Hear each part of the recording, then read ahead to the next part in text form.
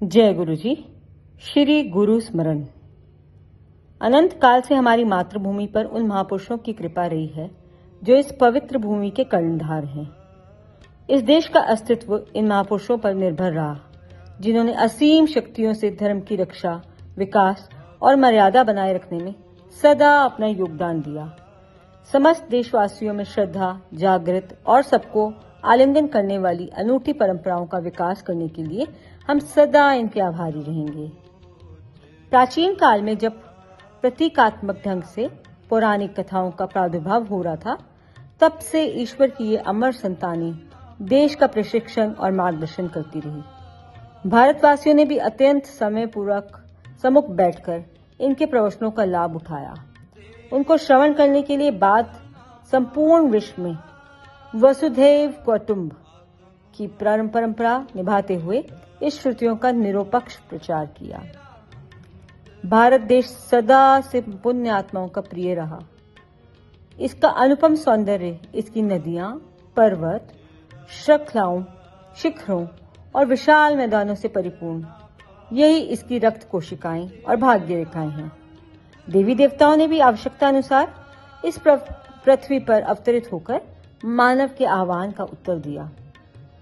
हमारे युग में गुरुजी महाराज उसी परमात्मा का लौकिक रूप थे। वह एक महापुरुष थे। उनका मुख्य उद्देश्य यहाँ के निवासियों को भौतिकता की दलदल से बाहर निकालना, सही कर्मों का मार्गदर्शन करना, उनके दुखों को कम करना, मनुष्य को उसके वास्तविक रूप की पहचान कराना, स्नेह और प्रेम की भावना और आपसी भाईचारे का पाठ सिखाना था। वह अनुकूल वातावरण बनाकर मानव धर्म की पूर्ण स्थापना करने के लिए आए। गुरु जी का कथन था कि वह परम दिव्य ज्योति का एक अंश हैं। उनके लिए शरीर और व्यक्तित्व का कोई अर्थ नहीं। स्थूल शरीर की आवश्यकता मात्र भौतिक अस्तित्व के लिए है।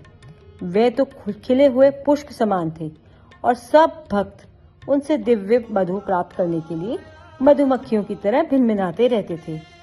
उनकी ओर आकर्षित होकर सब उनके लीन हो जाते। उन्होंने सबको उसी प्रेम, त्याग और ज्ञान का पाठ दिया जो इस भारत की आधारशिलाएं हैं। गुरुजी जैसे महापुरुष के लिए शब्द सदा अपर्याप्त रहेंगे, क्योंकि शब्द से अनंत का वर्णन करना असंभव है। मार्ग की दिशा से अवगत कराने वाले चिन्ह स्वयं मार्ग न होकर केवल पथिक का मार्गदर्शन करते हैं। हम सब उनको केवल उस सर्वनाम से जानते हैं जिसका संभवतः इस धर्म प्रधान देश में सार्वधिक रूप से होता है, गुरु जी। यह शब्द अत्यंत गूढ़ अर्थ और शक्ति से परिपूर्ण है। यदि कोई भक्त कभी निडर होकर उनका नाम पूछ भी लेता तो उनका उत्तर यही होता था कि उन जैसे महापुरुष के नाम नहीं होते। उस उक्ति के साथ वे अपने अस्तित्व को व्यक्त करते थे। ईश्वर के दूत, सृष्टि के रचिता, ब्रह्मांड के रचिता, वे तो स्वयं परमात्मा थे। गुरु परमात्मा से अलग किसी को भी नहीं जानता। वास्तव में गुरु ही ईश्वर से पृथक कोई पहचान हो ही नहीं सकती। कहते हैं कि 31 मई 2007 को महासमाधि ग्रहण कर ली। हमारा इस वक्तव्य पर विश्वास करने का कारण यही है कि हम उनको भौतिक देह सहित मानव रूप में पहचानते थे और हमें उनसे अनुराग हो गया। किंतु पलक झपकते ही उनकी वह काया समाप्त हो गई। अपने द्वारा निभाई जा रही भूमिका पर उन्होंने स्वयं ही पटाक्षेप कर दिया। इसका कारण यही था कि वे अवतार थे, दिव्यता का मानव रूप थे। वह तो शिव, नानक और प्रेम की मूर्त थे। यद्यपि ऐसा कभी नहीं था, वह तो एक ओंकार थे और सदा रहेंगे। वह आज भी हम सबके बीच विद्यमान हैं। वह सदा से हमारे पिता परमेश्वर रहे हैं और हमें उनकी बातें सुननी पड़ेंगी। भारत में तो सदा महापुरुषों की बातें गंभीरता से सुनी हैं।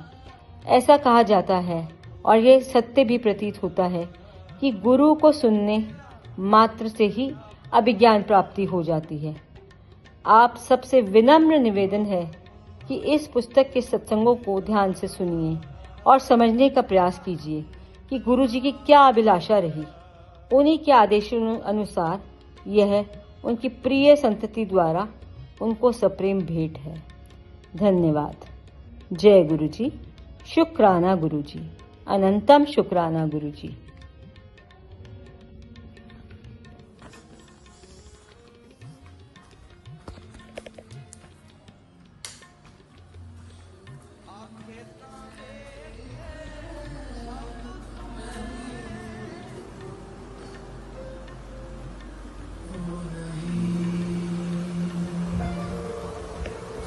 बाबा कर दी मैंने कर दी 3 रिकॉर्डिंग्स। मेरे को आती नहीं भेजना।